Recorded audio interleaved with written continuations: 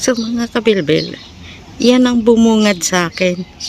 Hindi ko alam kung ano yung klase ng ibon ang tinitingnan nila or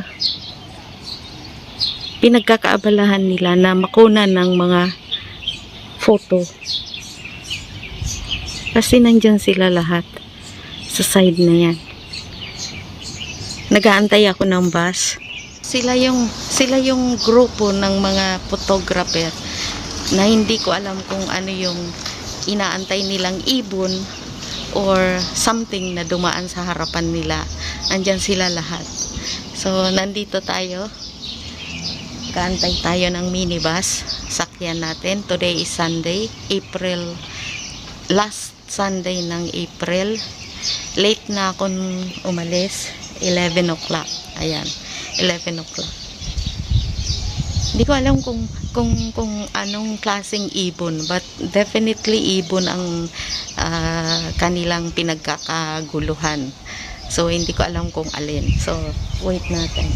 Baka sakaling makita ko.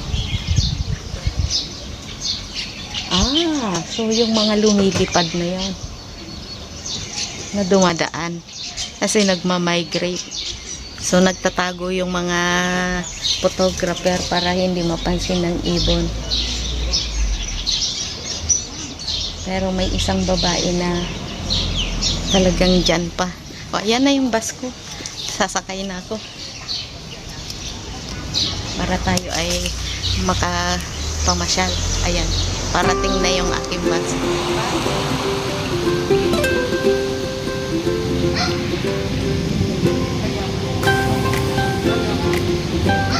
Nasa shake. I just discovered this. Kaya bumaba ako ng bus. So hindi na ako papasok. Ganyan ginagawa nila. Sinasabit nila, tinatapon nila. Yan. Hindi naman sumabit.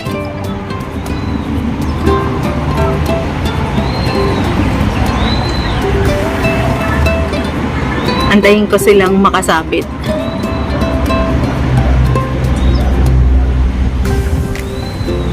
Di pa rin. Wala pa rin. Ganun pa rin. Ay, kumain muna kayo. Bibili ka ng papel, tapos isasabit mo. Magwi-wish ka rin dito sa party na to. Sasabit mo rin siya ganyan. Nandito yung zodiac sign. Lahat. Wala yung dog. Nandun yata sa kabila. Pasensya na kayo sa shake kasi hawak lang natin yung ating cellphone. So, hanapin natin. Monkey, horse, hare, ox, tiger, rat. Ha? Wala yung sa akin? May ganon. Dapat nandito yon. Bakit wala ako? Wala yung pig.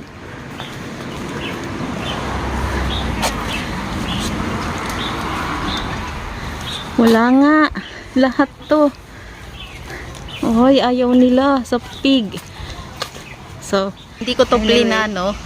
Bumaba lang ako ng bus kasi nakita ko siya. So, sabi ko, why not i-explore natin kung ano ba yung makikita natin dito. So, may mga nagtitinda. No? May nagtitinda ng mga matatanda natin dito. Kung ano pang nandito. Pero temple daw to eh. Mga kainan din. So, hawakan ko na lang yung cellphone ko kasi baka bawal ditong vlog. Ang ganda ng saging. Parang gusto kong bilhin. Well, tingnan natin. Para makapag-explore pa tayo. Sandali lang. Ganyan, no? Training camp. So, may old house. So ito na yung temple.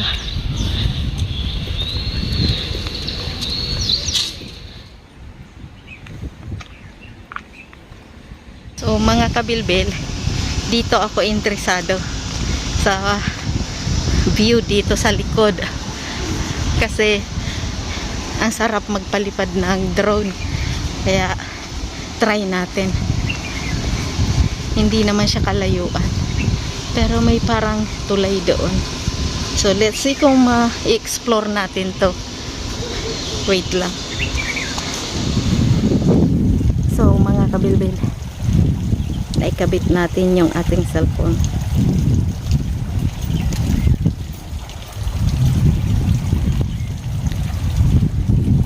So mga kabilbil, may na-discover tayo dito. Dahil nandito na tayo, kaya i-explore na natin. So anyway, naghahanap ako ng malilim na mapagtataguan natin para paliparin natin ilang camp. Yun, doon. Yun yung camp, yung bahay na yan. Parang plantation siya. So iniisip ko kung pwede dito. Try natin mga kabilbil. Kasi sayang naman yung view, di ba? Wait lang.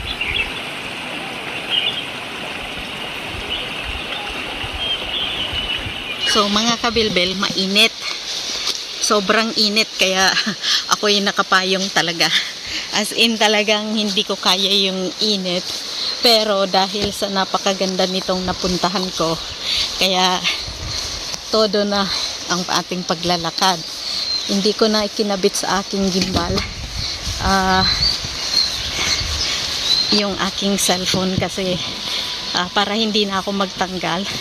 So try ko pa ring magpalipad dito banda kasi nakisilip ko na to kanina sa drone. So wait lang mga kabilbil.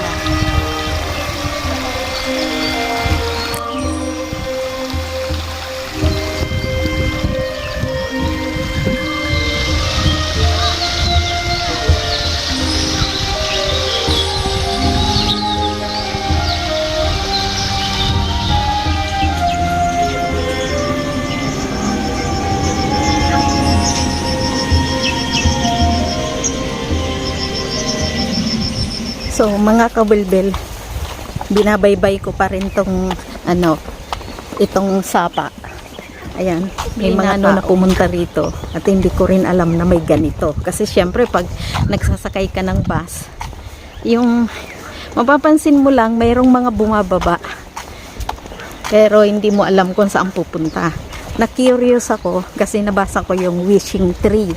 So eto yung sa likod ng wishing tree. Kanina hindi ako makapag-vlog banda doon kasi ang lakas nung nagkakaraoke.